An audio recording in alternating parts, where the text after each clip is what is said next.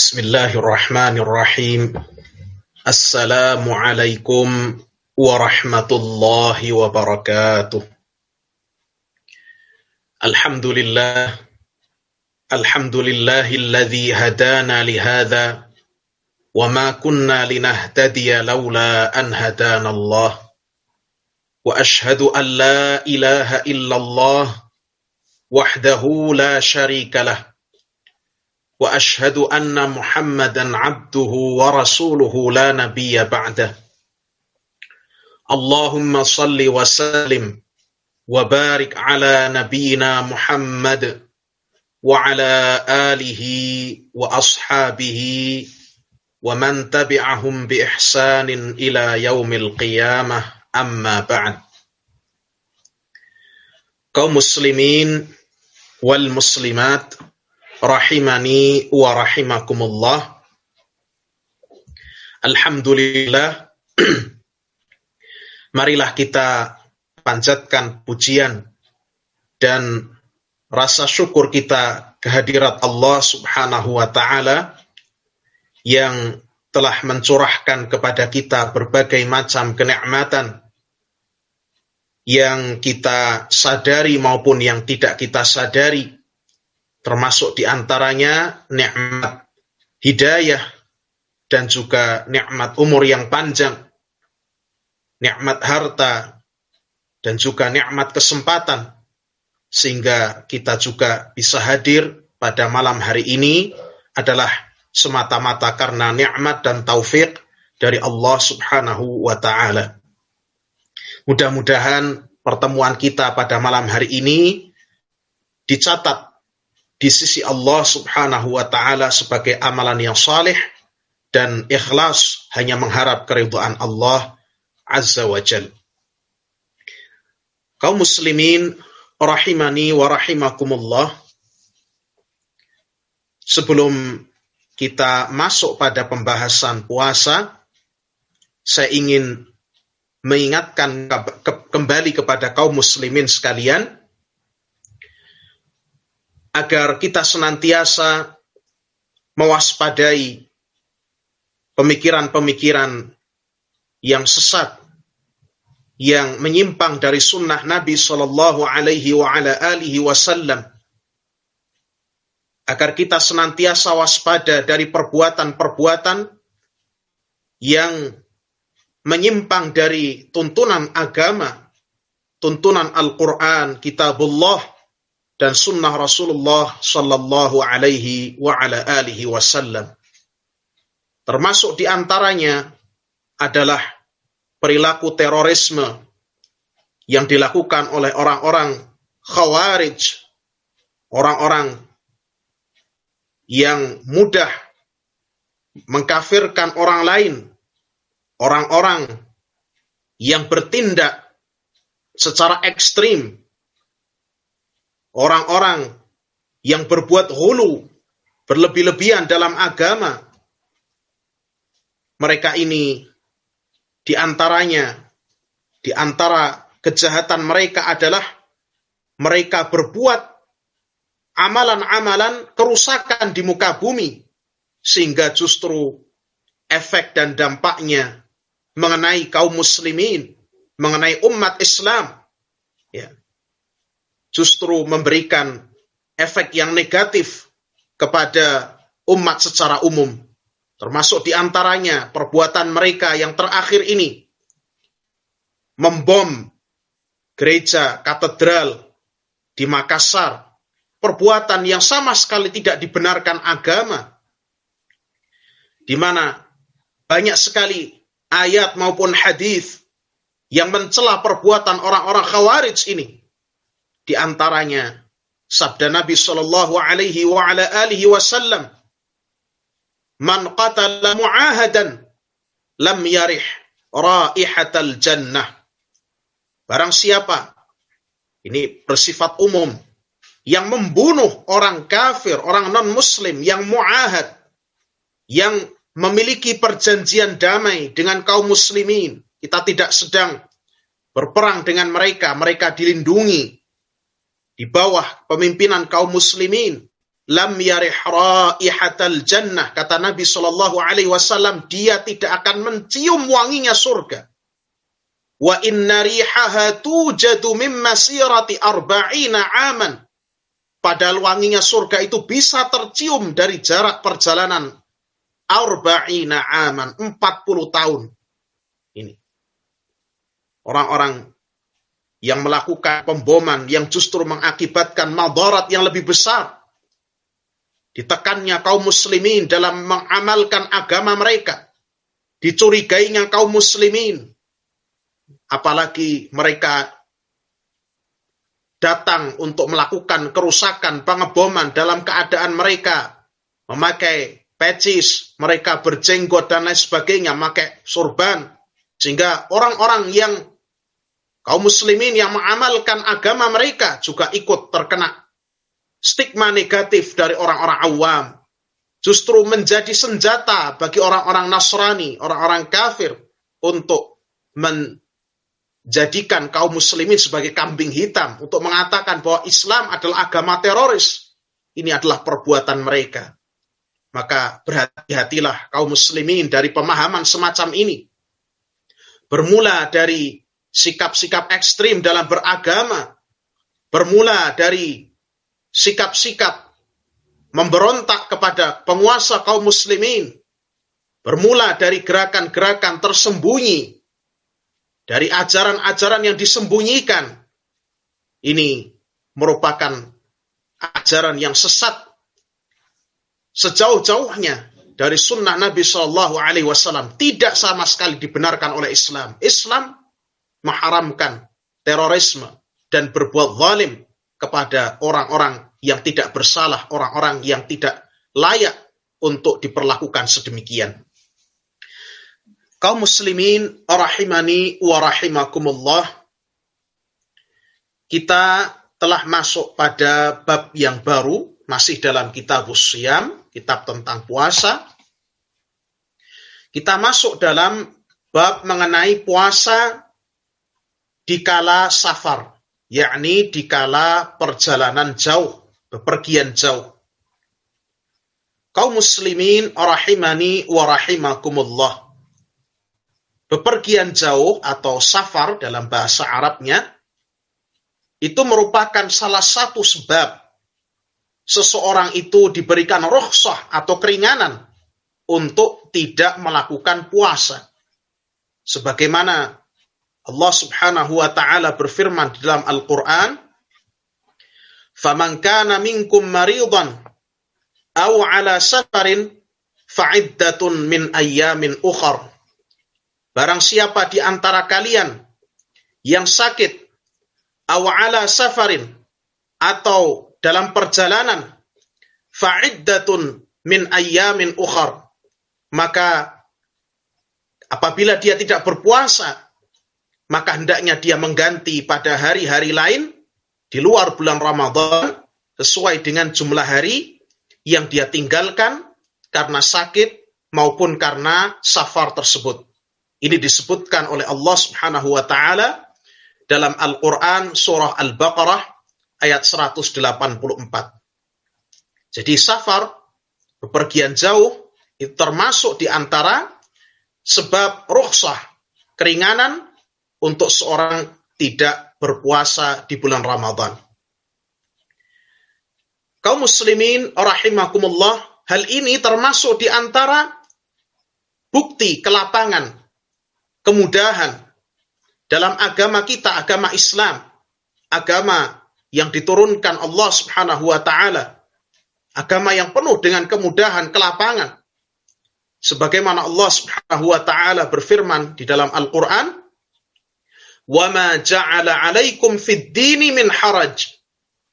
Dan sekali-kali Allah Subhanahu wa taala tidak menjadikan atas kalian satu kesulitan pun dalam agama. Ini di dalam surat Al-Hajj ayat ke-78. Kemudian Allah Subhanahu wa taala juga berfirman di dalam rangkaian ayat-ayat tentang puasa, "Yuridullahu bikumul yusra wa la yuridu bikumul usra." Allah Subhanahu wa taala menginginkan, menghendaki untuk kalian al-yusr, kemudahan. Wala yuridu bikumul usr. Dan Allah Subhanahu wa taala tidak menginginkan untuk kalian, tidak menghendaki untuk kalian al-usr, kesulitan. Ini disebutkan oleh Allah Azza wa Jal dalam surat Al-Baqarah ayat ke-185. Ini merupakan bukti bahwa agama kita itu penuh dengan kelapangan, penuh dengan kemudahan. Bukan agama yang dipenuhi dengan kesulitan, bukan.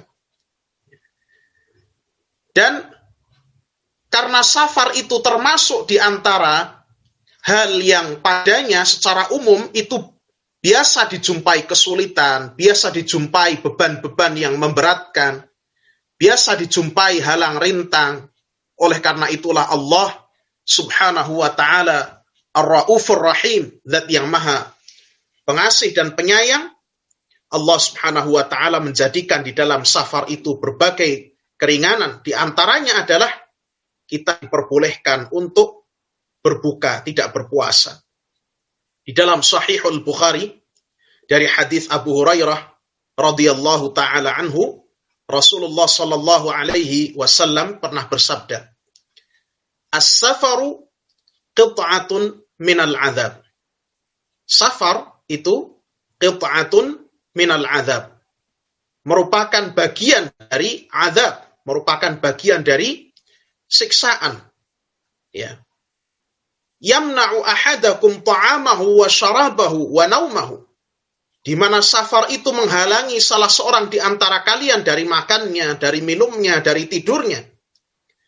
Fa idza qada nahmatahu falyu'ajjil ila ahli. Kata Nabi sallallahu alaihi wasallam, karena safar itu termasuk bagian dari azab, maka apabila salah seorang di antara kalian telah selesai dari hajat atau keperluannya, maka hendaknya dia segera kembali kepada keluarganya.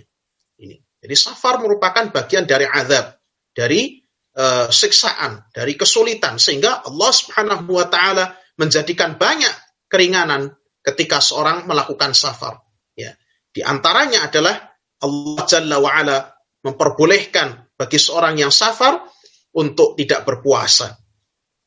Dan safar yang diberi keringanan di sini untuk seorang tidak berpuasa adalah safar yang memperbolehkan seorang untuk mengqashar salat. Ya. Yaitu safar dengan jarak kurang lebih 81 km atau sejauh 16 farsakh. 16 farsakh atau kurang lebih 81 km. Sehingga Bapak Ibu untuk lebih mudahnya misalnya dari Google Map atau dari Google bisa dicari jarak antara kota Bapak Ibu dengan kota tempat tujuan itu berapa jaraknya. Tidak perlu susah-susah, di sana sudah ditemukan jaraknya. Tidak perlu, saya menempuhnya jalan ke sini menggak-menggok sehingga jaraknya mungkin berbeda dengan jarak dari Google Map. Tidak perlu susah-susah, menggunakan apa yang ada saja. Ya, mudah. Mencari jarak antara satu kota dengan kota yang lain sekarang sangat mudah. Berapa jaraknya? Ketika sudah mencapai kurang lebih 81 km atau 16 farsakh, maka itu termasuk di antara jarak yang diperbolehkan bagi seorang untuk mengqashar salat dan untuk tidak berpuasa. Dan itu sama. Baik safar itu ditempuh dengan kereta api, dengan pesawat yang cenderung lebih enak dan nyaman. Atau safar itu ditempuh dengan kendaraan bermotor roda 2, dengan mobil yang tentu mungkin lebih memberatkan. Karena seorang harus fokus dengan perjalanannya. Atau bahkan dengan perjalanan kaki. Itu semua sama. Semua diberi keringanan, seorang tidak berpuasa. Dalam safar asalkan sudah memenuhi jarak tersebut 16 farsakh, kurang lebih 81 km dalam ukuran masa kini. Hal ini sebagaimana Allah Jalla wa'ala berfirman, وَمَا كَانَ رَبُّكَ نَسِيًّا. Dan Rabbmu, yakni Allah Subhanahu wa ta'ala itu sekali-kali tidak akan lupa. Artinya Allah Jalla wa'ala ketika mensyariatkan rukhsah, keringanan kepada orang yang berpuasa, kepada orang yang safar untuk tidak berpuasa, maka itu larangan itu berkelanjutan sampai di masa sekarang, di mana telah diciptakan berbagai teknologi untuk meringankan beban-beban kita. Itu juga termasuk di dalam rukhsah ini. Jadi orang yang melakukan perjalanan dengan kereta api, melakukan perjalanan dengan pesawat, itu sama Bapak Ibu. Tetap diberikan keringanan ini untuk mengqashar salat maupun juga untuk tidak berpuasa. Kaum muslimin rahimani wa rahimakumullah.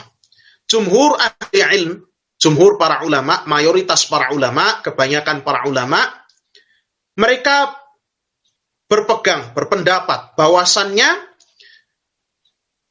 orang yang safar itu boleh berpuasa dan boleh juga tidak berpuasa.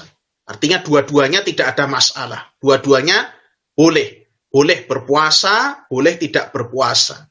Ini. Namun mereka berselisih pendapat, berbeda pendapat. Apakah yang lebih utama, yang lebih afdal itu ketika seorang safar itu berpuasa ataukah berbuka? Ini terjadi perbedaan pendapat di antara ahlul ilm, di antara para ulama. Adapun pendapat yang lebih dekat, wal ilmu indallah, adalah pendapat yang dipegangi oleh Al-Imam Ahmad rahimahullahu ta'ala. Pendapat yang dipegangi oleh Al-Imam Ahmad bin Hanbal rahimahullahu ta'ala. Dan diantaranya dikuatkan oleh ulama pada masa ini, yakni Syekh bin Baz rahimahullahu ta'ala. Bahwa yang lebih afdal ketika seorang itu safar, ketika seorang itu bepergian jauh tadi, ya sampai jarak yang tadi telah kita sebutkan, yang lebih afdal baginya adalah berbuka. Iftar, ya, tidak berpuasa. Apa dalilnya? Dalilnya adalah sabda Nabi sallallahu alaihi wa ala alihi wasallam. Beliau bersabda, "Innallaha yuhibbu an tu'ta rukhasuhu kama yakrahu an tu'ta ma'asihi." Sesungguhnya Allah subhanahu wa ta'ala itu mencintai. Allah subhanahu wa ta'ala itu suka apabila rukhsah-rukhsah atau keringanan-keringanan yang diberikan olehnya itu diambil oleh hamba-hambanya. Sebagaimana Allah subhanahu wa ta'ala membenci apabila maksiat padanya itu dikerjakan, didatangi oleh hamba-hambanya. Ini hadis riwayat Imam Ahmad dari sahabat Ibnu Umar radhiyallahu anhuma. Dalam riwayat yang lain, innallaha yuhibbu an tu'ta rukhasuhu kama yuhibbu an tu'ta azaimuhu. Sesungguhnya Allah subhanahu wa ta'ala itu cinta apabila keringanan-keringanan, rukhsah-rukhsah itu diambil, sebagaimana dia cinta apabila kewajiban-kewajiban yang datang darinya itu dikerjakan oleh hamba-hambanya. Ini hadis riwayat At-Tabarani, Ibnu Hibban, dan Al-Bazzar dengan sanad yang sahih. Demikian pula dalil yang lain adalah hadis yang diriwayatkan oleh Imam Muslim, nanti akan datang penyebutannya di dalam kitab Umdatul Ahkam. Hadis yang diriwayatkan oleh Imam Muslim dari sahabat Hamzah bin Amr al-Aslami. Ketika Nabi SAW ditanya mengenai puasa atau berbuka ketika melakukan safar, perjalanan jauh, maka Nabi SAW mengatakan mengenai berbuka, ya, mengenai berbuka saat safar itu, beliau mengatakan, hiya rukhsatun minallah. Berbuka ketika seorang melakukan safar, melakukan perjalanan jauh, itu merupakan rukhsah, keringanan dari Allah subhanahu wa ta'ala. Faman akhadha biha fahasan. Barang siapa yang mengambil keringanan yang Allah berikan tersebut, maka itulah yang baik. Fahasan, maka itulah yang baik. Waman arada ayyasum, dan barang siapa yang menginginkan untuk berpuasa, atau waman ahabba ayyasuma, barang siapa yang suka memilih untuk berpuasa, fala haraj, maka tidak ada dosa baginya. Fala junaha alaih, maka tidak ada dosa baginya. Dari sini kita bisa mengambil bahwa yang lebih utama, yang lebih baik adalah seorang berbuka ketika safar, ketika dalam perjalanan jauh. Karena itu merupakan keringanan dari Allah subhanahu wa ta'ala. Ya.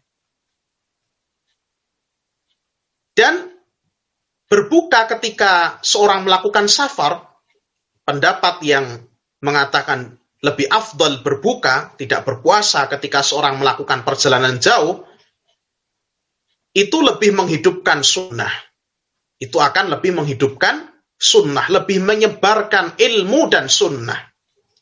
Karena jika orang banyak berpegang atau pendapat yang menyatakan bahwasannya berpuasa itu lebih afdal bagi orang yang safar, niscaya orang-orang yang saleh, orang-orang yang berilmu itu ketika safar akan lebih memilih berpuasa. Sehingga orang-orang awam, orang-orang yang tidak mengerti, kebanyakan manusia akan menganggap bahwa kalau berperjalanan jauh, bersafar, melakukan safar, itu tidak boleh seseorang untuk tidak berpuasa.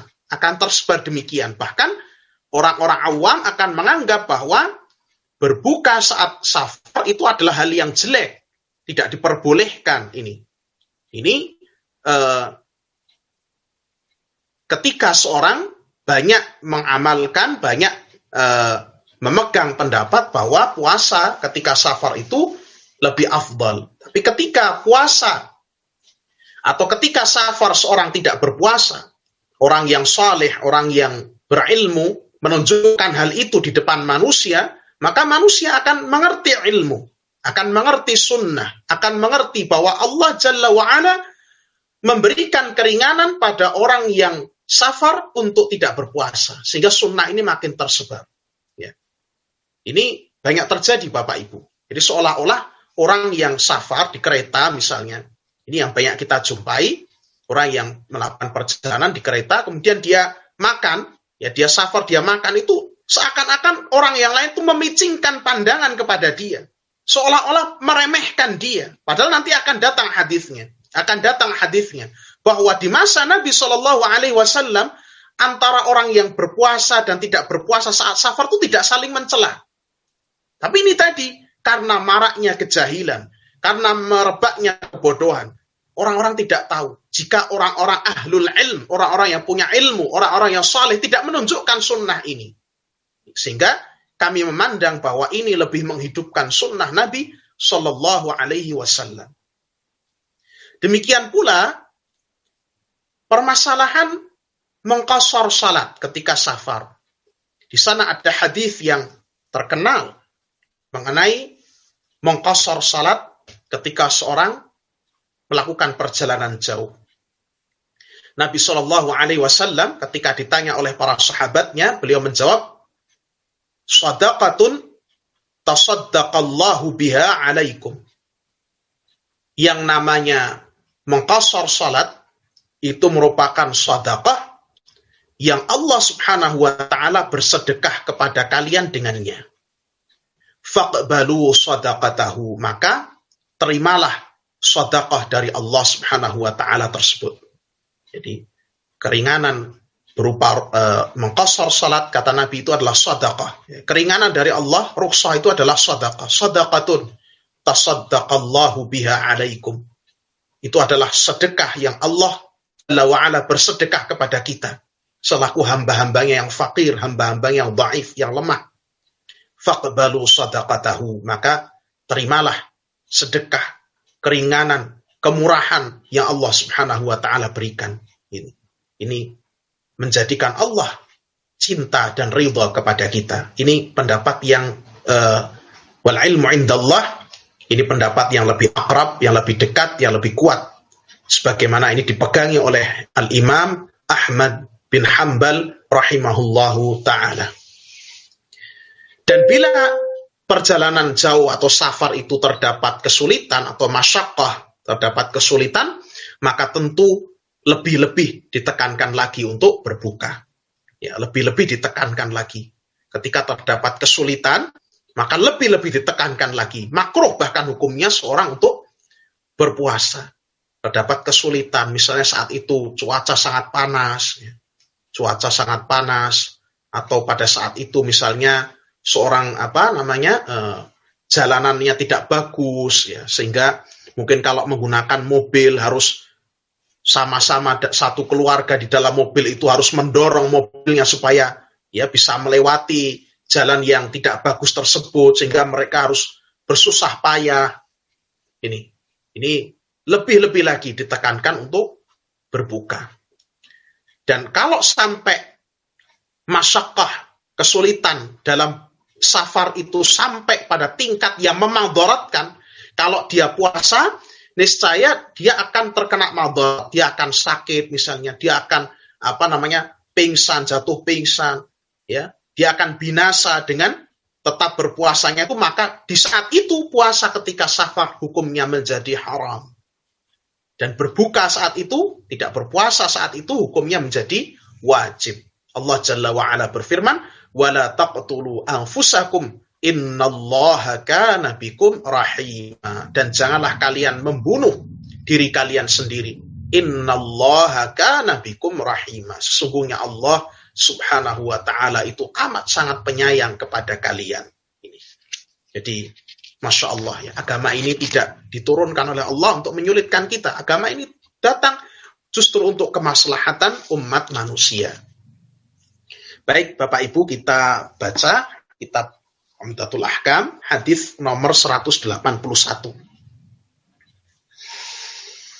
An Aisyah radhiyallahu anha, dari Aisyah radhiyallahu taala anha, anna Hamzah bin Amr al-Aslami qala lin Nabi sallallahu alaihi wasallam, bahwasannya Hamzah bin Amr al-Aslami, sahabatnya, berkata atau bertanya kepada Nabi sallallahu alaihi wasallam, a'asumu fis safar, apakah saya boleh berpuasa saat safar? Wa kana katsiras shiyam, kata Aisyah, dan Hamzah bin Amr al-Aslami ini adalah orang yang memang banyak berpuasa. Faqala, maka Nabi sallallahu alaihi wasallam, in syi'ta fasum, kalau kamu mau silahkan berpuasa. Wa in syi'ta fa'aftir, dan kalau kamu mau, kamu boleh berbuka. Ini hadis diriwayatkan oleh Imam Bukhari dan Muslim. Kaum muslimin rahimani wa rahimakumullah. Hadis ini sebagaimana kita jelaskan tadi, menjelaskan kebolehan bagi seseorang yang melakukan safar atau perjalanan jauh untuk berpuasa, dan boleh juga untuk berbuka. Kalau berpuasa, puasanya pun sah, dan itu diperbolehkan. Khususnya apabila tidak ada masyaqqah, tidak ada kesulitan. Dan berbuka juga boleh. Ya. Dan ini berbuka itu lebih afdal. Sebagaimana dalam riwayat Muslim, masih dalam hadis Hamzah bin Amr al-Aslami, lafadznya dalam Sahih Muslim, itu Hamzah bertanya pada Nabi, ya Rasulullah, ajidu biquwwatan ala siyam fis safar. Ya Rasulullah, saya itu kuat, menjumpai kekuatan pada diri saya untuk saya berpuasa ketika saya dalam perjalanan. Fahal alayya junahun, maka apakah saya itu berdosa kalau saya tetap berpuasa saat melakukan safar? Faqala Rasulullah sallallahu alaihi wasallam, maka Nabi sallallahu alaihi wasallam bersabda, hiya rukhsatun minallah. Berbuka saat safar, saat perjalanan jauh itu merupakan keringanan dari Allah. Faman akhadha biha fahasan. Apabila seorang mengambilnya, maka itu baik. Itulah yang baik, yang bagus, yang utama. Wa man ahabba ayyasuma fala junaha alaih. Dan barang siapa yang lebih suka untuk berpuasa, maka tidak ada dosa baginya. Ini hadis lafaz Imam Muslim. Sehingga hadis ini tadi yang kita baca dari kitab Umdatul Ahkam menjelaskan bolehnya seorang untuk berpuasa saat safar dan boleh untuk tidak berpuasa. Ya. Khususnya ini kondisi ketika tidak ada masyaqqah, tidak ada kesulitan. Seorang boleh berpuasa, boleh tidak. Tapi ditimbang yang utamanya, yang kuat adalah tadi, yakni lebih utama dia berbuka, mengambil keringanan yang diberikan oleh Allah Azza wa Jalla. Hadis ini juga menjadi bantahan bagi sebagian pendapat ulama, misalnya Ahlul Zahir, kalangan Al-Zahiriyah, seperti Daud Al-Zahiri, Ibnu Hazm, yang mengatakan bahwa berpuasa pada saat safar itu tidak diperbolehkan. Berpuasa saat safar tidak diperbolehkan. Wajib untuk tidak berpuasa. Ini tidak benar pendapat ini.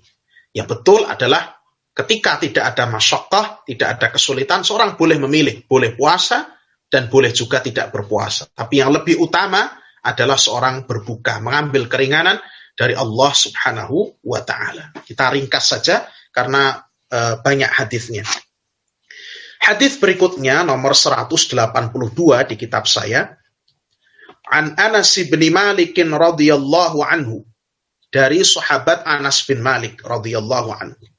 Qala, dia mengatakan, kunna nusafiru ma'a Rasulillah sallallahu alaihi wasallam. Dahulu kami pernah melakukan safar bersama Rasulullah sallallahu alaihi wasallam. Jadi ini para sahabat dan Nabi alaihi salatu wasallam ini safar bersama-sama. Falam ya'ibis sha'imu 'alal muftir. Maka orang yang berpuasa ketika safar itu tidaklah mencela orang yang berbuka. Walal muftiru 'ala shaim, dan tidak pula orang yang berbuka mencela orang yang berpuasa. Hadis ini juga diriwayatkan oleh Imam Al-Bukhari dan Muslim. Ini hadis juga menguatkan perkataan kita sebelumnya bahwa orang yang melakukan safar, yang berperjalanan jauh itu boleh berbuka, boleh juga melakukan puasa. Tidak boleh saling mencela. Tapi kondisi sekarang, kondisi zaman ini itu orang yang melakukan perjalanan jauh dengan pesawat, dengan kereta khususnya, dengan sarana-sarana transportasi yang mudah.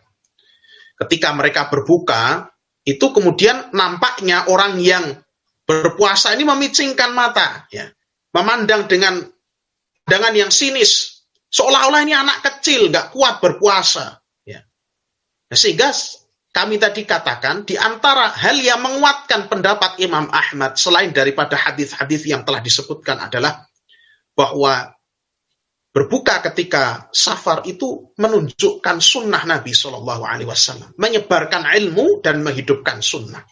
Supaya orang itu tahu bahwa Allah Jalla wa'ala telah menurunkan keringanan di dalam safar untuk seorang itu tidak berpuasa dan juga mengqashar salatnya ini. Kemudian hadis yang berikutnya nomor 183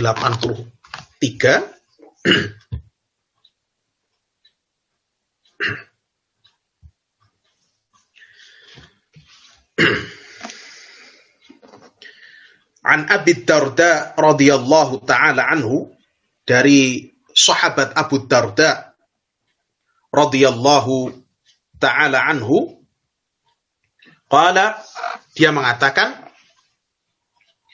kharajna ma'a Rasulillah sallallahu alaihi wasallam fi syahr Ramadan fi harrin syadid. Kami pernah keluar bepergian bersama Rasulullah sallallahu alaihi wasallam pada bulan Ramadan. Dalam keadaan saat itu kondisinya panas yang menyengat, panas yang amat sangat. Hatta in kana ahaduna la yad'u yadahu ala ra'sihi min shiddatil har. Sampai salah seorang di antara kami itu meletakkan tangannya di atas kepalanya karena saking panasnya. Wa ma fina sha'imun, dan di antara kita tidak ada yang berpuasa. Illa Rasulullah sallallahu alaihi wasallam wa Abdullah bin Rawahah. Kecuali Rasulullah sallallahu alaihi wasallam dan Abdullah bin Rawahah. Bapak Ibu yang semoga dirahmati Allah, hadis ini dijadikan dalil bagi kalangan Asy-Syafi'iyah, Al-Malikiyah, dan Al-Hanafiyah untuk mengatakan bahwa puasa itu lebih baik ketika safar ketimbang berbuka. Akan tetapi, ya, pendapat mereka ini kita jawab setidak-tidaknya dengan dua jawaban. Yang pertama, ya, sebagaimana ini pernah dijelaskan oleh Syekh bin Baz rahimahullah, yakni bahwasannya peristiwa yang disebutkan dalam hadis Abu Darda ini terjadi sebelum Nabi Shallallahu Alaihi Wasallam mendapatkan wahyu dari Allah mengenai makruhnya berpuasa di kondisi di mana padanya ada kesulitan, ada masyaqqah. Ini yang pertama. Yang kedua, bahwasannya Nabi Shallallahu Alaihi Wasallam berpuasa di ketika itu, demikian pula Abdullah bin Rawahah, karena keduanya tidak menjumpai kesulitan, tidak menjumpai masyaqqah, tidak merasa sulit. Kenapa? Hal ini karena kemampuan atau kekuatan orang itu berbeda-beda. Sehingga hadis ini sebenarnya justru memperkuat penjelasan kita yang telah lalu, bahwa di saat safar puasa itu diperbolehkan, mubah. Ya. Bila mana tidak menjumpai kesulitan, bila mana tidak menjumpai masyaqqah. Dan yang namanya kesulitan, keberatan, masyaqqah itu kembalinya kepada masing-masing orang. Kadang-kadang ada orang yang merasa sulit, kadang-kadang ada orang yang merasa sudah biasa. Ya, tidak merasa kesulitan, sehingga dia tetap berpuasa. Ya. Tapi tadi kalau ditimbang lebih utama berbuka. Nah, kenapa di sini Rasulullah SAW dan Abdullah bin Rawahah berpuasa? Ya, bisa jadi beliau SAW itu menunjukkan bahwa puasa di ketika safar itu diperbolehkan. Ini kadang-kadang beliau SAW menunjukkan yang demikian ini. Sebagaimana halnya ketika Nabi SAW pernah melarang minum sambil berdiri. Tapi beliau juga pernah minum air zam-zam sambil berdiri. Ini menunjukkan apa? Bahwa minum sambil berdiri itu diperbolehkan, meskipun yang lebih utama adalah seseorang itu minum sambil duduk. Ini banyak sekali contoh-contoh seperti ini dalam hadis-hadis yang lain. Kemudian hadis yang berikutnya, hadis nomor 184. An Jabir bin Abdullah radhiyallahu anhuma. Dari sahabat Jabir bin Abdullah radhiyallahu anhuma. Dia mengatakan, kana Rasulullah sallallahu alaihi wasallam fi safarin. Rasulullah sallallahu alaihi wasallam pernah berada di suatu perjalanan jauh, pernah berada di suatu safar bersama para sahabat. Fara'a zihaman. Lalu beliau melihat ada kerumunan orang, Wa rajulan qad dhullila alaih. Ternyata seseorang itu sedang dipayungi, sedang diteduhi, sedang diberi naungan. Jadi kerumunan tadi itu menaungi salah seorang di antara mereka. Faqala ma hadza? Maka Rasulullah sallallahu alaihi wasallam bertanya, apa ini?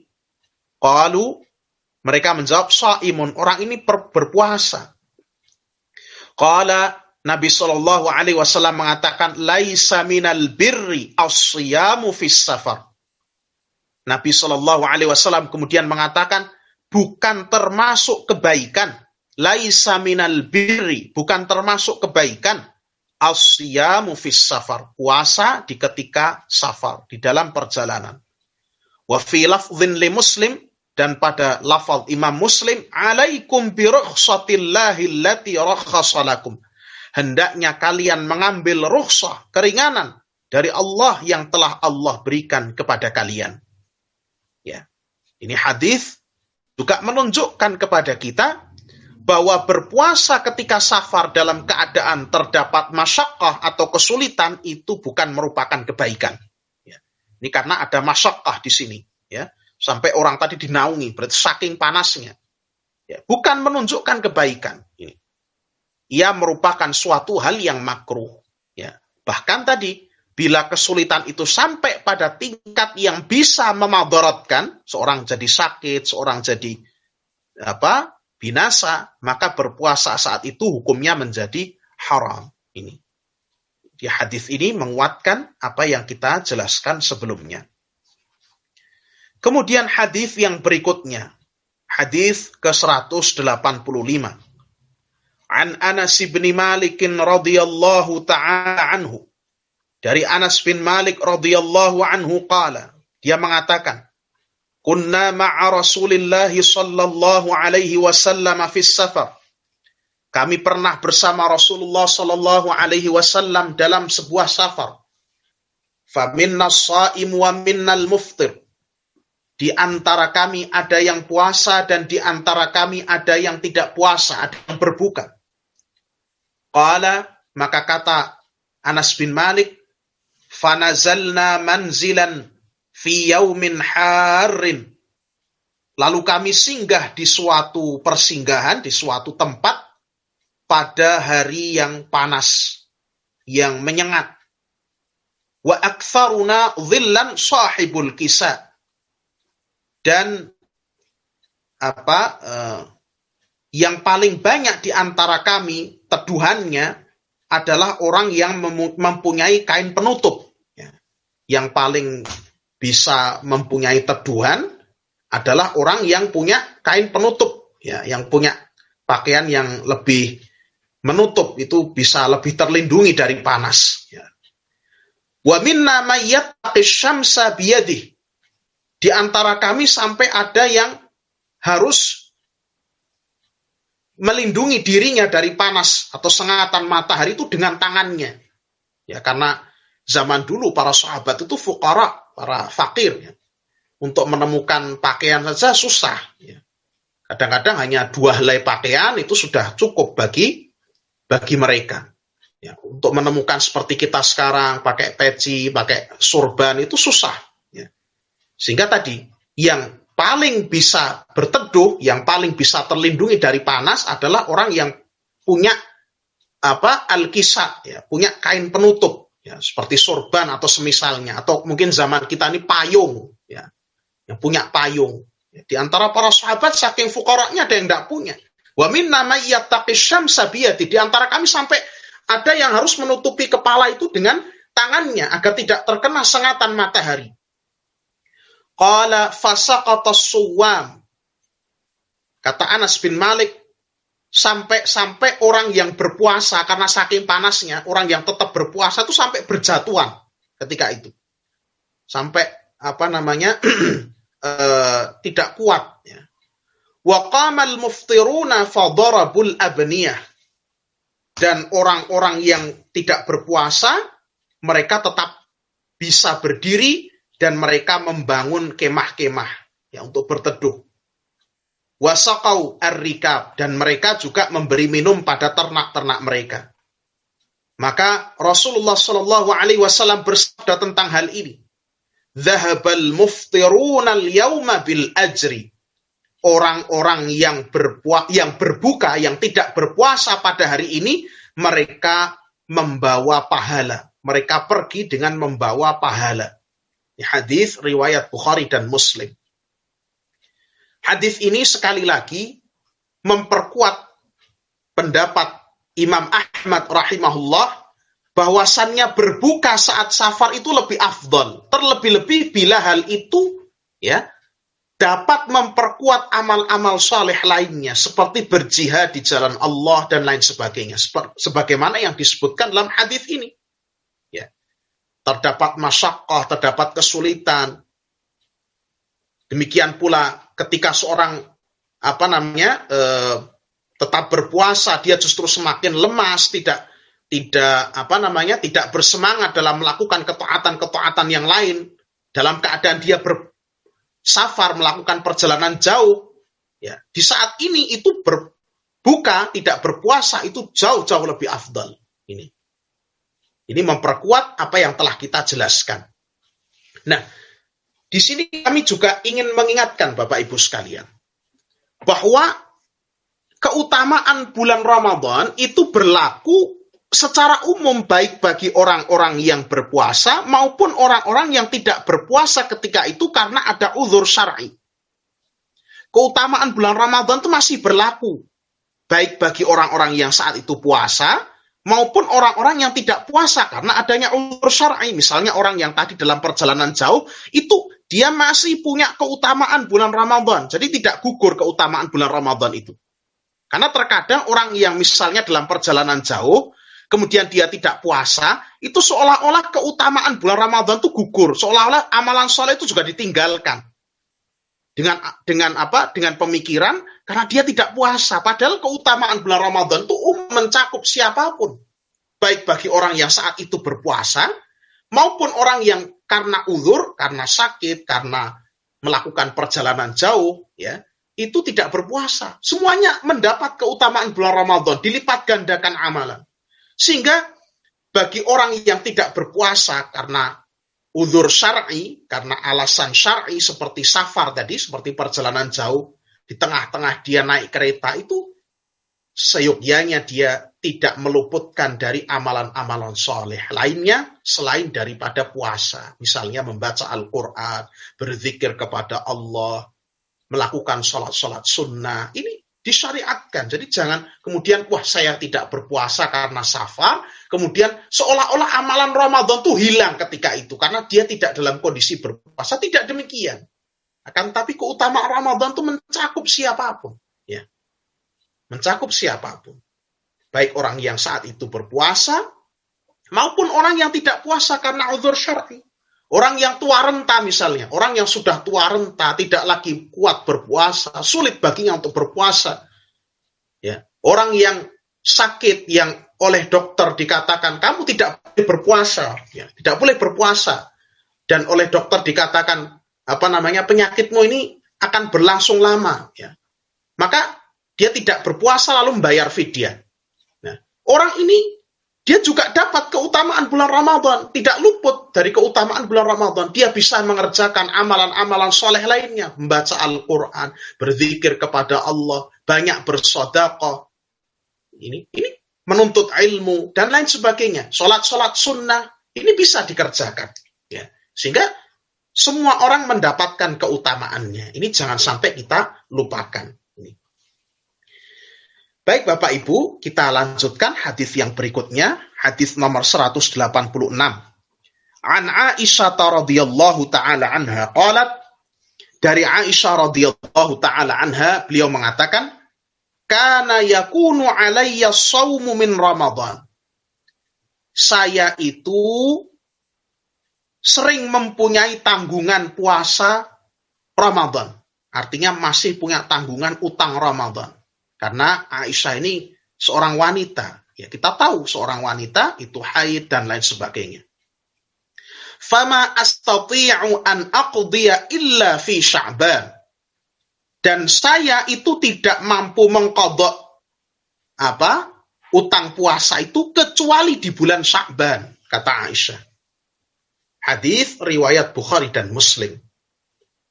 Hadis ini menjelaskan, menunjukkan bahwa tidak boleh seseorang itu tanpa uzur menunda qadha puasa Ramadan sampai datang Ramadan berikutnya.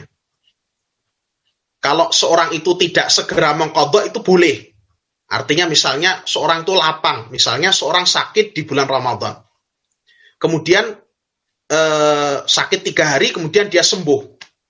Nah, ketika masuk bulan Syawal, dia sebenarnya mampu mengqadha, tapi nanti dulu saya nanti dulu. Sampai datang bulan Dzulhijjah, Dzulqa'dah, Dzulhijjah, Muharram, itu sebenarnya tidak ada masalah. Tapi yang tidak boleh adalah menunda-nunda qadha itu sampai datang Ramadan berikutnya. Jadi tidak boleh lewat dari bulan Sya'ban. Ini terlihat dari ucapan Aisyah, fama astati'u an aqdiya illa fi Sya'ban. Saya itu sering punya tanggungan qadha puasa Ramadan, ya karena Aisyah ini seorang wanita, jadi beliau haid, ya sebagaimana para wanita yang lain dan lain sebagainya, mungkin karena sakit dan lain sebagainya. Aku tidak mampu mengqadhanya selain di bulan Sya'ban. Ya. Artinya di sini Aisyah radhiyallahu taala anha menjaga agar jangan sampai melewati Ramadan berikutnya. Ya. Hanya para ulama menjelaskan mengenai orang yang sengaja menunda-nunda qadha puasa tanpa uzur sampai datang Ramadan berikutnya. Para ulama menjelaskan apa yang harus dilakukan orang tersebut. Ini berselisih para ulama, berbeda pendapat. jumhurul ulama, mayoritas ulama, di antaranya adalah Malik, Asy-Syafi'i, dan Ahmad bin Hanbal, berpendapat bahwa orang yang sengaja menunda-nunda qadha puasa Ramadan tanpa uzur sampai lewat Ramadan berikutnya, sampai datang lagi bulan Ramadan yang berikutnya, maka dia wajib membayar fidyah disertai dengan qadha Ramadan pada hari-hari yang selain bulan Ramadan tersebut. Jadi, setelah selesai Ramadan berikutnya, dia ganti hari yang tadi ditinggalkan, misalnya selama 3 hari, dia ganti 3 hari, kemudian dia sertai membayar fidyah untuk 1 orang miskin. Apa dalilnya? Dalilnya adalah hadis yang diriwayatkan oleh Al-Imamul Baihaqi dalam As-Sunanul Kubra dari beberapa sahabat, di antaranya adalah Ibnu Abbas radhiyallahu anhuma. Ibnu Abbas pernah ditanya, fi rajulin adrakahu Ramadan wa alaihi Ramadan akhar. Ibnu Abbas ditanya tentang seorang yang dia sudah menjumpai bulan Ramadan berikutnya, padahal dia masih punya tanggungan bulan Ramadan sebelumnya, dia belum bayar itu. Faqala, maka Ibnu Abbas mengatakan, yasumu hadza, hendaknya dia puasa Ramadan itu dulu. Dia jalani bulan Ramadan itu yang dia hadapi sekarang itu dijalani dulu puasa. Kemudian ketika sudah selesai bulan Ramadan yang berikutnya tadi, yut'imu an dzaka kulla yaumin miskinan wa yaqdihi. Hendaknya dia segera bayar utang puasanya, dia qadha, dan dia sertai dengan membayar fidyah untuk setiap harinya sebanyak 1 orang miskin. Dan ini adalah pendapat yang kuat insyaallah, karena tidak ada para sahabat yang menyelisihinya. Ya. Difatwakan oleh tidak kurang dari 6 sahabat, dan tidak ada sahabat lain yang menyelisihinya. Ini adalah pendapat jumhurul ulama, Malik, Asy-Syafi'i, dan Ahmad rahimahumullahu ta'ala. Kemudian kita berlanjut pada bab yang berikutnya, yaitu bab mengenai orang yang wafat dan memiliki tanggungan hutang puasa. Hadis nomor 187. An Aisyah radhiyallahu anha, dari Aisyah radhiyallahu anha, anna Rasulullah sallallahu alaihi wasallam qaal, bahwasannya Rasulullah sallallahu alaihi wasallam bersabda, man mata wa alaihi siyamun shama anhu waliyuhu. Barang siapa yang meninggal dunia dan dia punya utang puasa, maka hendaknya dipuasakan oleh walinya. Akhrajahu Al-Bukhari wa Muslim, diriwayatkan oleh Al-Bukhari dan Muslim, wa akhrajahu Abu Dawud, dan diriwayatkan pula oleh Imam Abu Dawud. Hadis ini kaum muslimin dan muslimat rahimakumullah menunjukkan bahwa orang yang meninggal dunia dalam keadaan dia punya utang puasa, baik itu utang puasa nazar, hutang puasa kafarah, atau hutang puasa Ramadan, maka menjadi tanggungan bagi walinya, bagi ahli warisnya, untuk mempuasakannya. Jadi kalau ada orang meninggal dunia dalam keadaan dia masih punya utang puasa, wajib, apakah itu puasa nazar, atau puasa kafarah, atau puasa Ramadan, ya, yang paling banyak puasa Ramadan, maka bagi wali atau ahli warisnya itu hendaknya mempuasakannya. Ini adalah pendapat yang kuat dan dipegangi oleh sejumlah ulama seperti Ahlul Zahir, ya, Al-Zahiriyah, Ibnu Hazm misalnya, Al-Imam Syafi'i dalam qaul qadimnya, Ibnu Taimiyah, Syekh Ibnu Sa'di, dan lain sebagainya, berdasarkan hadis ini. Jadi secara umum, orang yang punya tanggungan utang puasa, baik itu puasa Ramadan, puasa nazar, puasa kafarah, itu dipuasakan oleh walinya. Ini pendapat yang kuat di antara pendapat para ulama yang lain. Sebab di antara para ulama yang lain ada yang berpendapat bahwa yang wajib ditanggung itu hanya puasa nazar saja. Ini adalah pendapat Imam Ahmad. Ini pendapat yang kurang kuat, ya, karena hadis ini umum. Man mata wa alaihi shiyam shama anhu waliyuhu. Barang siapa yang meninggal dunia dalam keadaan dia punya utang puasa, maka hendaknya dipuasakan oleh walinya. Dan jumhurul ulama justru berpendapat bahwa tidak ada yang perlu dibayarkan, baik itu puasa nazar maupun puasa kafarah maupun puasa Ramadan itu tidak perlu dibayarkan. Ini pendapat Asy-Syafi'i dalam Qaul Jadid, pendapat Malik dan Abu Hanifah. Ini juga semakin lemah lagi. Ya. Yang kuat ini bahwa puasa secara umum, puasa Ramadan, asalkan itu puasa wajib, puasa Ramadan, puasa nazar, puasa kafarah. Jika orang meninggal punya utang itu, maka dibayarkan oleh ahli waris yang mempusakai hartanya. Entah itu anak laki-lakinya, entah itu saudaranya, entah itu ayahnya, ibunya, dan lain sebagainya. Ini dipuasakan oleh ahli warisnya. Dan Bapak Ibu yang semoga dirahmati Allah, orang yang meninggal dalam keadaan punya tanggungan puasa itu ada beberapa macam, ada rinciannya. Yang pertama adalah seseorang yang meninggalkan puasa karena sakit. Ya, seorang sakit kemudian tidak berpuasa, ya. Kemudian dia sembuh dan memungkinkan baginya untuk mengqadha puasanya. Misalnya ini contoh, ada orang sakit di bulan Ramadan, sakit selama seminggu misalnya. Selama seminggu dia sakit.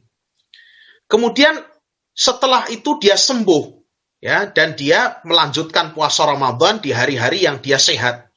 Nah, setelah itu dia selesai Ramadan, menjumpai bulan Syawal, menjumpai bulan Dzulqa'dah, menjumpai bulan Dzulhijjah, dia sebenarnya masih dia punya kemampuan, punya kemungkinan untuk mengqadha puasanya, tapi dia belum sempat mengqadha. Qadarullah, dia dipanggil oleh Allah Subhanahu wa taala, dicabut nyawanya oleh Allah Subhanahu wa taala, oleh malakul maut. Yang meninggal dunia, maka wajib diqadhakan oleh walinya, oleh ahli warisnya. Ini yang pertama. Yang kedua, seseorang yang meninggalkan puasa karena sakit, ya, lalu sakitnya berlanjut sampai selesai Ramadan, sehingga ia belum mampu mengqadha puasanya. Jadi orang yang sakit 1 bulan sakit misalnya. Kemudian sakitnya masih berlanjut sampai selesai Ramadan. Ya. Sampai selesai Ramadan masih sakit. Kemudian di tengah-tengah sakitnya itu dia meninggal dunia. Maka dalam hal ini dia tidak punya tanggungan apapun. Dalam hal ini tidak ada tanggungan apapun yang perlu ditanggung oleh walinya. Tidak ada tanggungan sama sekali. Ini yang kedua. Yang ketiga adalah seorang yang meninggalkan puasa Ramadan karena sakit. Lalu di tengah-tengah Ramadan, ya, dia wafat. Misalnya orang sakit ini. Orang sakit, di tengah-tengah Ramadan, dia wafat. Ya. Ini belum selesai Ramadan, dia wafat. Maka ini juga tidak ada tanggungan atasnya. Demikian pula misalnya orang yang safar di bulan Ramadan, lalu dia meninggal di ketika Ramadan itu, maka juga tidak ada tanggungan atas dirinya. Yang keempat adalah seseorang yang sengaja tanpa uzur meninggalkan puasa di bulan Ramadan. Sengaja, ya. Tanpa ada uzur, sengaja meninggalkan puasa, tidak puasa. Kemudian dia mati. Maka hal ini tidak perlu digantikan, bahkan tidak sah untuk dipuasakan. Ini sama seperti orang yang semasa hidupnya tidak pernah sholat, lalu dikirimi pahala sholat. Maka ini juga tidak sah, bahkan merupakan bid'ah. Bapak Ibu yang kami hormati, rahimani wa rahimakumullah, pembahasan ini mengingatkan kita bahwa permasalahan mengirimkan pahala dan menghadiahkan amalan atas nama orang yang telah meninggal itu harus dengan bimbingan syariat. tidak boleh berdasarkan hawa nafsu dan perasaan dengan tajribah atau coba-coba. Sebagaimana yang diyakini orang zaman sekarang, di mana membaca Yasin kemudian dihadiahkan, dapat berkhasiat melindungi dari siksa kubur, padahal orang itu jahatnya bukan main. Ya, ini semua tajribah coba-coba, tidak berlandaskan pada dalil. Ini kita bisa melihat kejelian para ulama, sampai-sampai tadi Imam Syafi'i dalam pendapat jadidnya, qaul jadid, pendapat yang terbaru dari Imam Syafi'i ketika beliau di Mesir. Demikian pula pendapat Imam Malik, Abu Hanifah, sampai-sampai puasa Ramadan, kalau ada tanggungan puasa itu tidak perlu dipuasakan. Ini sampai-sampai sedemikian, meskipun ini pendapat yang lemah. Tapi sampai-sampai mereka mengatakan tidak perlu dipuasakan. Kenapa? Karena orang yang masih hidup itu tidak, orang yang meninggal itu tidaklah bisa mendapatkan ya bagian dari orang yang masih hidup. Ya. Wa anna laisa lil insani illa ma sa'a. Tidaklah ada bagi seorang itu kecuali apa yang telah diusahakannya. Ini sampai-sampai demikian. Ya. Para ulama itu mengkiaskan, menganalogikan dengan orang yang tadi yang tidak pernah sholat. Kemudian tidak bisa ada orang kok mensolatkan dalam artian sholat kemudian dikirimkan pahalanya. Para ulama mengatakan tidak bisa itu seperti itu. Sehingga tadi pembahasan ini mengingatkan kita bahwa mengirimkan pahala, menghadiahkan pahala amalan kepada orang yang telah wafat itu harus dengan dalil, dengan bimbingan syariat. Di antara amalan orang-orang yang masih hidup yang bisa bermanfaat bagi orang yang telah meninggal, di antaranya adalah yang paling utama adalah doa. Doa. Oleh karena itu, orang yang telah meninggal dunia tidaklah disyariatkan atasnya kecuali disolatkan. Oleh Nabi Shallallahu Alaihi Wasallam disyariatkan atau disolatkan. Ya. Dimandikan, dikafani, disolatkan, dikuburkan. Tidak ada Nabi Shallallahu Alaihi Wasallam menyuruh untuk dibacakan Al-Quran, dikirimkan pahalanya, tidak ada. Nabi memperintahkan disolatkan. Ya, disolatkan. Karena sholat itu merupakan bagian dari doa. Mendoakan orang yang telah meninggal. Dan ini yang paling bermanfaat. Sekiranya membacakan Yasin itu bermanfaat, artinya itu adalah hal yang utama, tentu Nabi akan memberitahukannya kepada kita. Ini. Yang pertama adalah tadi, mendoakan. Apalagi doa seorang anak kepada orang tuanya yang telah meninggal. Idza matal insan inqata'a amaluhu illa min thalathin. Jika seorang manusia meninggal dunia, maka terputuslah semua amalannya kecuali 3. Yang pertama adalah shadaqatin jariyatin, sedekah jariyah. Yang kedua adalah aw ilmin yuntafa'u bih, ilmu yang bermanfaat, aw waladin salihin yad'u lah, atau anak saleh yang mendoakan baginya. Ya, doa anak saleh. Ya, sekiranya amalan itu tidak terputus, niscaya seorang tidak ada dalam Al-Quran, Rabbi laula akhartani ila ajalin qarib fa asaddaqa wa akum minas salihin. Ya Allah, ya. Laula akhartani, kiranya engkau mengakhirkan aku, ya, menunda, ila ajalin qarib, sampai ke batas waktu yang dekat, ya. Hanya diberi waktu sebentar saja untuk saya kembali ke dunia. Fa asaddaqa wa akum minas salihin. Aku akan bersedekah ya Allah dan menjadi orang-orang yang saleh. Sekiranya amalan itu bisa dikirimkan seenaknya, maka saya tidak ada gunanya maut sebagai pemutus amalan. Ya. Sehingga tadi yang namanya persoalan mengirimkan pahala amalan kepada orang yang telah meninggal, menghadiahkan suatu amalan itu harus dilandasi dengan dalil. Di antara yang pertama doa. Yang kedua tadi menggantikan utang puasa. Itu bisa sampai kepada orang yang meninggal. Karena ada dalil, man mata wa alaihi syiyam shama anhu waliyuhu. Barang siapa yang meninggal dalam keadaan dia punya utang puasa, maka dipuasakan oleh walinya. Tapi tidak ada para ulama, satupun ulama yang mengatakan ditanggungan sholat, tidak ada. Kenapa ya? Karena tidak ada dalilnya. Misalnya, orang yang meninggal setelah waktu zuhur, misalnya meninggal jam 2 siang, dia belum sholat. Tidak ada satupun ulama yang mengatakan ya bahwa orang ini karena belum sholat zuhur padahal sudah masuk waktunya maka kita gantikan sholatnya. Tidak ada satupun. Kenapa? Tidak ada dalilnya. Ini.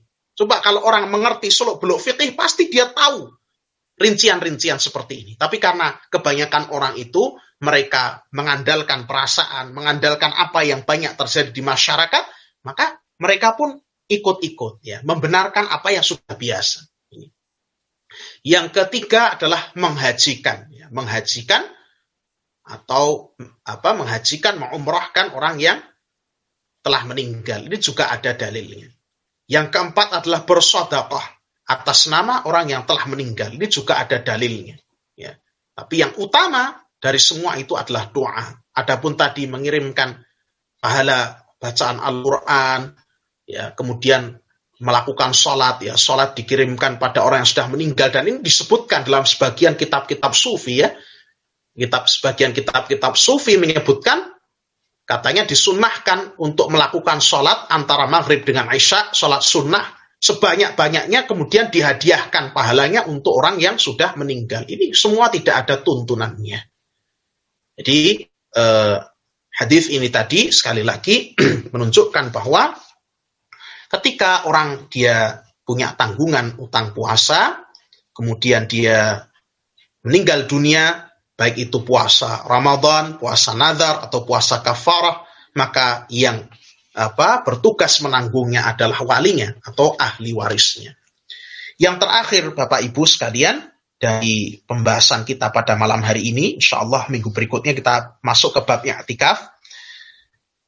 Hadis yang terakhir adalah hadis Abdullah bin Abbas radhiyallahu anhuma. Qala, beliau mengatakan, ja'a rajulun, datang seorang laki-laki, ila Rasulillah sallallahu alaihi wasallam, kepada Rasulullah sallallahu alaihi wasallam. Faqala, maka dia mengatakan, ya Rasulullah, wahai Rasulullah, inna ummi matat, sesungguhnya ibuku telah meninggal dunia. Wa alaiha shaumu syahrin, dan ia punya tanggungan puasa 1 bulan, yakni puasa bulan Ramadan. Afa aqdhihi anha, apakah aku perlu mengqadhakan puasanya? Faqala, maka Nabi sallallahu alaihi wasallam bersabda, "Lau kana ala ummika dainun, akunta qadhiyahu anha." Bagaimana pendapatmu? Apakah jika ibumu itu punya utang uang maksudnya, apakah engkau akan membayarkan utang itu untuknya? Qala, dia laki-laki itu mengatakan, "Na'am, iya ya Rasulullah." Qal, maka Nabi sallallahu alaihi wasallam bersabda, "Fadainullahi ahaqqu ayyuqda." Maka hutang kepada Allah itu lebih berhak lagi untuk dibayarkan. Wa fi riwayatin, dan dalam satu riwayat, ja'at imra'atun ila Rasulillah sallallahu alaihi wasallam. Pernah datang seorang wanita, kalau ini tadi laki-laki, ini wanita, kepada Rasulullah sallallahu alaihi wasallam. Faqalat, perempuan itu bertanya, ya Rasulullah, inna ummi matat wa 'alaiha shaumu nadhrin. Sesungguhnya ibuku telah meninggal dunia dan ia punya tanggungan puasa nazar. Kalau yang tadi itu tanggungan puasa Ramadan, yang ini tanggungan puasa nazar. Afa asumu anha, apakah saya perlu mempuasakan untuk beliau? Faqala, maka Nabi sallallahu alaihi wasallam bersabda, ara'aiti law kana ala ummiki dainun faqadaitihi. Bagaimana pendapat engkau? Bukankah ketika ibumu punya utang, bukankah engkau akan menunaikan utang tersebut? Akana dzalika yuaddi anha, apakah hal itu dapat tertunaikan darinya? Faqalat, wanita itu menjawab, na'am, iya ya Rasulullah. Qala fasumi an ummik, maka Nabi mengatakan, maka puasakanlah, bayarkan utang puasa untuk ibumu. Ini hadis diriwayatkan oleh Imam Bukhari dan Muslim. Jadi hadis ini sebagaimana hadis yang sebelumnya tadi menunjukkan bahwa orang yang punya utang puasa, ya, punya utang puasa, baik itu puasa Ramadan maupun puasa nazar, sebagaimana tadi kita sebutkan, itu seolah-olah dia punya utang dengan Allah Subhanahu wa Ta'ala. Sebagaimana kalau orang itu punya utang uang dengan sesamanya, itu wajib dibayar, maka utang kepada Allah itu lebih berhak lagi untuk dibayarkan, ya, dan dibayarkan oleh walinya, oleh ahli warisnya. Ini memperkuat apa yang telah kita sebutkan. Wallahu ta'ala a'lam bis-shawab. Mohon maaf, ini kemalaman karena tadi kita masuknya juga agak telat. Bismillahirrahmanirrahim. Ahsanallahu ilaikum. Izin bertanya. 1. Keringanan dapat mengqadha puasa bagi yang safar. Maka banyak pemudik makan seenaknya tanpa menghormati orang berpuasa. Bagaimana menyikapinya? Ya, tentunya orang yang berpuasa ketika safar, ya, orang yang dalam safar dia tidak berpuasa, orang yang tidak berpuasa ketika safar, maka ketika dia berkumpul bersama-sama dengan orang yang berpuasa di dalam kereta misalnya atau di dalam bis, sebagaimana tadi ditunjukkan dalam hadis bahwa orang itu boleh milih antara berpuasa dengan tidak ketika safar. Ketika safarnya itu tidak terdapat masyaqqah atau kesulitan, boleh memilih orang itu untuk berpuasa ataupun tidak. Hanya saja tidak berpuasa itu lebih afdal karena dia mengambil keringanan yang Allah berikan. Sebagaimana hadis tadi, innallaha yuhibbu an tu'ta rukhasuhu kama yuhibbu an tu'ta azaimuhu. Allah itu cinta, Allah itu senang bila rukhsah, keringanan darinya itu diambil. Sebagaimana dia cinta apabila kewajiban-kewajibannya itu dikerjakan. Coba perhatikan ini. Dan tadi, dari hadis yang kita baca tadi, ketika sama-sama dalam satu perjalanan, orang yang berpuasa itu tidak mencela orang yang tidak berpuasa, orang yang tidak berpuasa tidak mencela orang yang berpuasa. Nah, masalahnya sekarang kumpul dalam satu kereta. Terus bagaimana kira-kira? Ya, kalau terpaksanya seperti itu, maka tidak ada masalah. Orang sudah sama-sama tahu. Insya Allah Ta'ala orang yang berpuasa pun, kalau orang yang sudah niat berpuasa, lihat orang minum itu nggak tergiur. Kalau dia bilang misalnya minum enak sekali, seger, sampai minumnya glukuk-glukuk, nah, itu kan memang sengaja menggoda. Tapi kalau orang yang niat berpuasa, lihat orang minum pun tidak akan tergiur. Ya. Ini memang karena kondisinya mengharuskan, apalagi misalnya keretanya hadap-hadapan, yang depannya berpuasa, yang kitanya misalnya tidak berpuasa, ya minum saja biasa. Utarakan kepada orang yang di depan, mungkin dengan kata-kata yang sopan, bahwa kita tidak berpuasa, mengikuti anjuran dari Nabi Shallallahu Alaihi Wasallam. Nah, tentunya orang ini akan paham dengan kita, tidak termasuk di antara perbuatan tidak menghormati orang yang berpuasa. Tidak menghormati itu jelas ya, misalnya, wah sengaja ya, makan enak di depannya, kemudian bilang, wah sedep loh, mau ditawari. Nah itu namanya menggoda, ini tidak menghormati. Tapi kalau tadi kita sama-sama, kita paham, ini orang sama-sama muslim, ya, dia safar, dia tidak puasa karena mengikuti sunnah Nabi, justru bahkan ini menunjukkan ilmu ini tentang sunnah Nabi ini, maka ini tidak ada masalah. Saya kira bukan termasuk perbuatan tidak menghormati orang yang berpuasa. Wallahu a'lam. Yang nomor 2, lebih ditekankan sholat sunnah safar itu sebelum perjalanan atau sebelum dan sesudahnya. Jika sesudahnya juga ditekankan, lalu sholatnya di mana? Di masjid sebelum datang ke rumah atau di rumah saja setelah datang? Yang kami tahu dari hadis Nabi SAW, sholat terkait dengan safar, sholat sunnah terkait dengan safar itu dikerjakan ketika seorang setelah datang dari safar. Ya, kami wallahu a'lam tentang sholat sunnah sebelum melakukan safar, ya, yang jelas hadisnya itu sholat setelah selesai menunaikan safar, ya, dan ini dikerjakan ya di rumah ketika seorang telah sampai ke tempat tujuan, artinya sudah sampai pulang dari safarnya di rumah ini. Yang ketiga, Rasulullah Shallallahu Alaihi Wasallam pernah berdoa dalam khutbah dengan mengacungkan satu jari. Apakah boleh ketika berdoa sehabis sholat dengan mengacungkan satu jari saja? Ya, kalau di dalam khutbah memang tidak diangkat tangan. Dalam khutbah tidak dengan mengangkat tangan, tapi dengan berisyarat menggunakan jari. Ini hadisnya diriwayatkan oleh Abu Dawud. Adapun selain itu, maka berdoanya adalah dengan mengangkat kedua tangan, ya, sebagaimana setelah salat dan juga yang selainnya. Apa dalilnya? Kenapa pada saat khutbah itu yang dianjurkan bukan mengangkat tangan, tapi mengacungkan jari atau berisyarat dengan jari telunjuk tangan yang kanan? Hadisnya ada di riwayat Abu Dawud, ya, dari sahabat Adi bin Hatim, bahwa pernah seorang khatib, ya, itu berkhutbah di masa itu, kemudian dia mengangkat tangan tinggi-tinggi ketika itu, ya, mengangkat tangan tinggi-tinggi ketika itu, dan ditegur oleh para sahabat untuk